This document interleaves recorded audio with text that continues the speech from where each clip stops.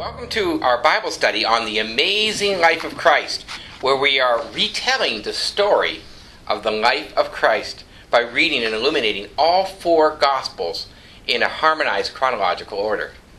And last time we studied Jesus' baptism in the River Jordan by John the Baptist, and also the temptation of Christ in the desert, and then the calling of the first few disciples, including Andrew and John, who were actually John the Baptist's disciples, and then Andrew's brother, Peter, Philip, and then Nathaniel.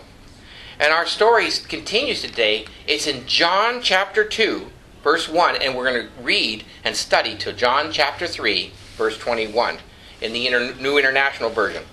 And this story today will include the marriage at the Feast of Cana, a short trip to Capernaum, the first cleansing of the temple, and then the story of Jesus and Nicodemus. This would be very exciting and interesting. One of the things that's amazing is that we wouldn't know much about the early life of Christ if it wasn't for John. The Gospel of John told the story in John chapter 2 and chapter 3, and it's not these stories are not mentioned in the other three Gospels. Matter of fact, if it wasn't for John, you might even think that Jesus' ministry was only 1 year in length, but it was actually 3.5 years long. Jesus actually attended the temple 4 times. This is the first time in these stories, this is the first of 4 trips he would make to Jerusalem as an adult in the middle of his ministry. And some of these other stories that you're going to talk here today are stories that John alone records, because John was there. It says last week when we were studying, it talked about how John the Baptist had 2 disciples, Andrew and another person who was unnamed, and that was John, who wrote the Gospel of John. He never named himself because he was a humble man. But he was there, and he was an eyewitness of these things. So the story, what we're about to read, is actually his eyewitness account. As a former police officer, I always noted that those people that actually saw the accident, actually were there present in the scene, were the ones who were the best. The people that were around the corner, just heard about it, were up in their living room and kind of looked out the window after it happened, they weren't good witnesses. So we'd always ask when we got to an accident scene or a crime scene, who saw this? Who was there? And it was those people that were actually present. They were the ones that we took the statements from. And fortunately, John was there, and he actually saw these things. So let's start today at John chapter 2, verse 1. It says there, "On the 3rd day, a wedding took place in Cana in Galilee. Jesus' mother was there, and Jesus and his disciples had been invited to the wedding also. When the wine was gone, Jesus' mother said to him, 'They have no more wine.' 'Dear woman, why do you involve me?' Jesus replied. 'My time has not yet come.' His mother said to the servants, 'Do whatever he tells you.' And nearby stood 6 stone water jars, used by the Jews for ceremonial washing, each holding from 20 to 30 gallons of water. Jesus said to the servants, 'Fill the jars with water.' So they filled them to the brim. Then he told them, 'Now draw some out and take it to the master of the banquet.'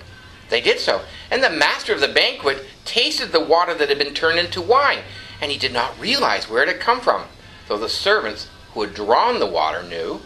Then he called the bridegroom aside and said, 'Everyone brings out the choice wine first, and then the cheaper wine after the guests have had too much to drink. But you have saved the best until now.'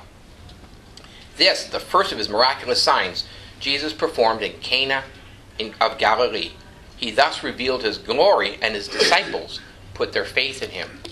This was an incredible story. Matthew, Mark, and Luke tell about a number of different miracles. Some tell 15, some tell 20 miracles.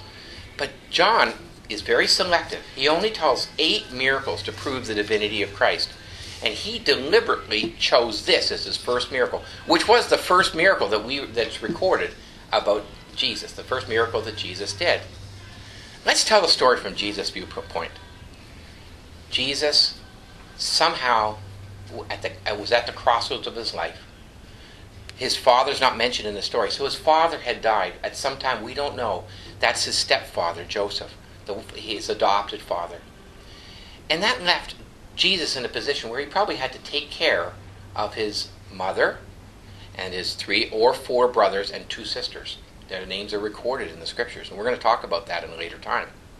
And so he was probably taking care of his family. But when he turned 30, when he reached the age that you needed to be a rabbi, when his other brothers were old enough to take over the family business and provide for the family, fullness of time, God called him. And he walked down to the River Jordan and met his cousin there and got baptized. Then he went into the desert and got tempted because the Holy Spirit was on him, and the Holy Spirit took him to the desert to be tempted, and then he came back to visit John again. And John, at that point, told his two disciples, Andrew and John, this is the one I was telling you about. This is the Messiah. And so they followed him, and before you know it, there's Jesus. He has now 5 disciples. Andrew and Peter and John and Nathaniel and Philip. Now, Nathaniel was from Cana. Now, Cana was a little town that was, they have 2 locations. One is, there's actually 3 Canas in the Bible.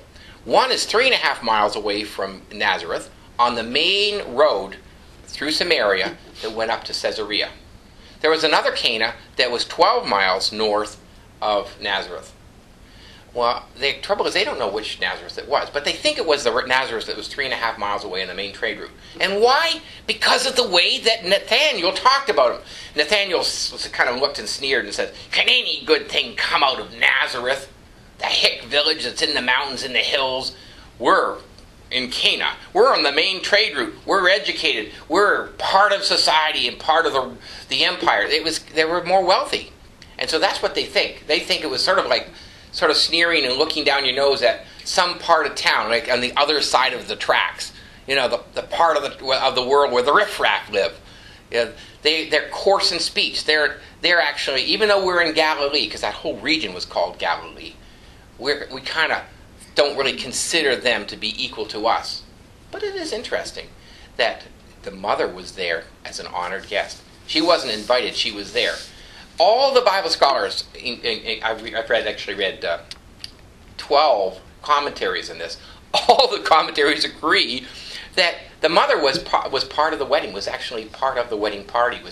Probably there was some family member that was there. And Jesus was invited too because he was part of it. That's why on the 3rd day, that was the 3rd day since John told his 2 disciples, there's the Messiah. On the 3rd day, he had to be back home. He had to come back from the Jordan because he had a wedding to go to. It's interesting, one of those official acts that Jesus did in his ministry was attend a wedding. That's how important weddings are and how God honors weddings. I just thought that was interesting. But from Jesus' viewpoint, he was there now as the head of the house. You've got to understand, he was the oldest brother, the next male in line. He was there at this wedding, and he brought his 5 new disciples with him. So they're sitting down at this wedding, kind of involved somehow in a family context, being at Cana, and meanwhile they're obviously marrying somebody that's more, kind of thinking themselves probably better or more wealthier, and the other family members are probably from Nazareth. It's kind of an unusual, the haves and the have-nots, marrying someone from across the other side of the tracks. I think it's interesting that one of Jesus' first act was one of reconciliation. And then they ran out of wine, which is a horrible thing, because you don't realize that the weddings back then would last for a week, 4 days minimum.